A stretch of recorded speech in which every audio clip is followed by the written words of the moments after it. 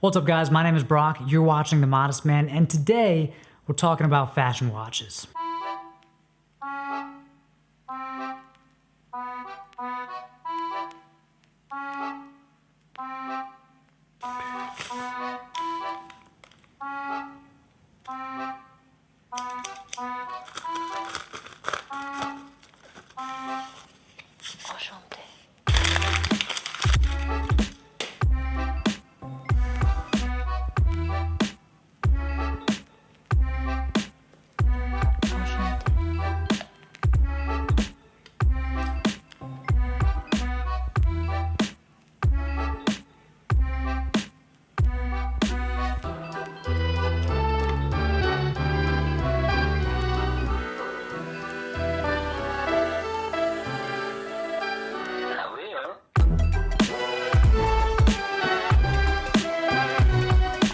If you spend any time on social media, especially right here on YouTube, you've probably been exposed to brands like Daniel Wellington and Vincero and The Fifth and plenty of others. And you might be wondering, are these watches any good? Well, it kind of depends on what you mean by good. In terms of quality, the answer is usually no, they're not very good. Granted, some are better than others, and it's nice to see some of these fashion watch brands putting a little bit of effort into quality materials and craftsmanship, but for the most part, these are very cheap watches. Cheap as in low quality materials and construction. And by the way, I'm not just talking about these internet brands. A lot of fashion watches are sold in department stores. You know, brands like Michael Kors and Tommy Hilfiger and Guess and Armani, and the list goes on and on. Now, it's hard to define exactly what a fashion watch is, but I think these fashion watch companies share a few things in common. Number one, they're selling design and brand. Okay, they're not selling high quality materials or craftsmanship. It's all about how the watch looks and the perception of the brand. Number two is they're not making any breakthroughs in the wristwatch. You know, they're not pioneering any sort of like water resistance or new types of movements or anything like that. These brands are usually new to watchmaking, relatively speaking. You know, if you look at some of these brands like Seiko and, you know, Omega and Rolex, they've been around for 50 or 100 years versus, you know, 1 year or 3 years or 5 years, like most of these fashion watch brands. They market aggressively, especially to young people and especially online.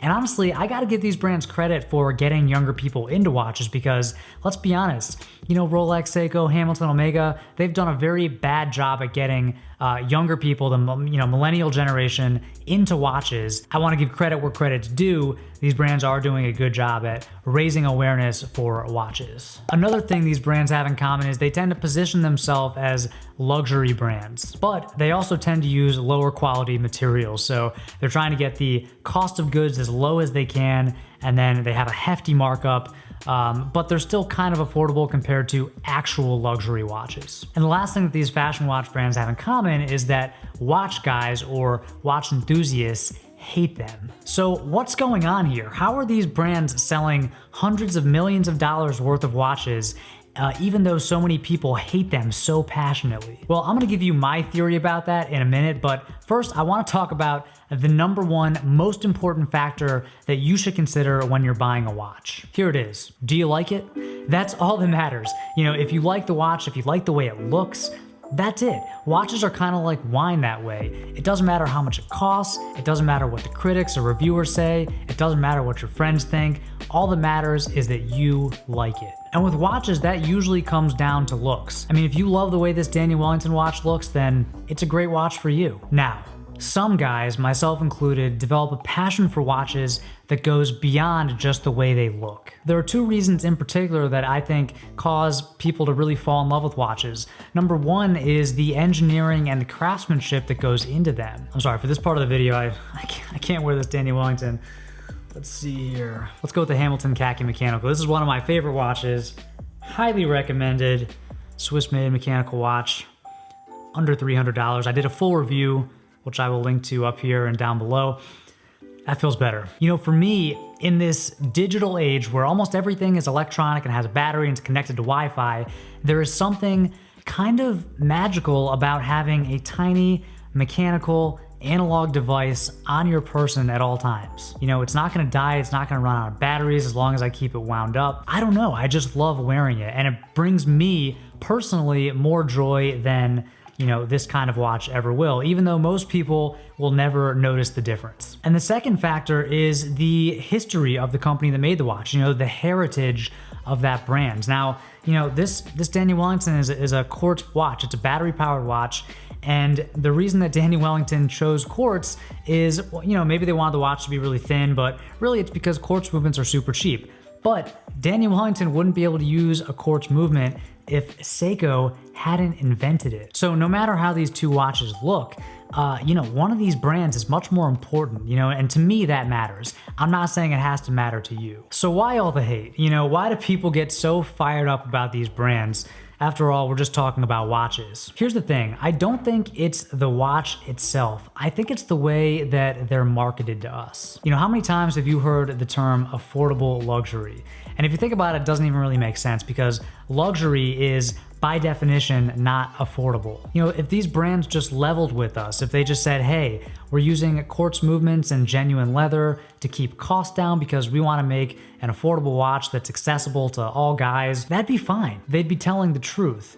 But instead, it kind of feels like they're lying to us, like they're misleading us on purpose. For Daniel Wellington or any other company like them to actually convince somebody that they're buying a luxury good, for $150 or whatever, that's just not true, and in my opinion, it's a bit unethical. So for me, I would take this vintage quartz Citizen over this Daniel Wellington watch.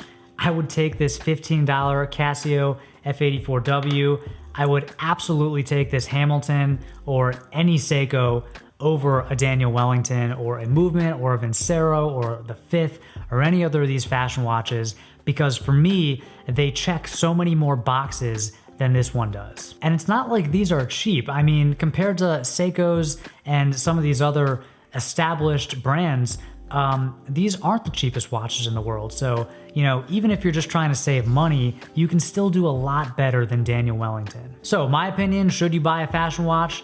Well, if you like the way it looks and you don't really care about anything else, yeah, go for it. I wouldn't pay full retail, try to buy it on sale or find a promo code or something because it's definitely not worth the full retail price. But if you like the way it looks and you do wanna just put in a little extra time to do a little bit of research, I think that you can find something better than most of these fashion watch brands with a similar aesthetic for a similar price, but just better because it does have a little more craftsmanship and higher quality materials, and the brand is gonna have a little more heritage. So I personally think it is worth putting in a little bit of effort and buying yourself an objectively better watch. But I'd love to hear your opinion. This is one of those weirdly controversial subjects, so let me know down in the comments, have you ever bought a fashion watch? And if you have, do you like it? Thank you as always for watching. If you enjoy this video, hit that thumbs up button. If you love it and want to see more, be sure to subscribe. And until next time, stay stylish.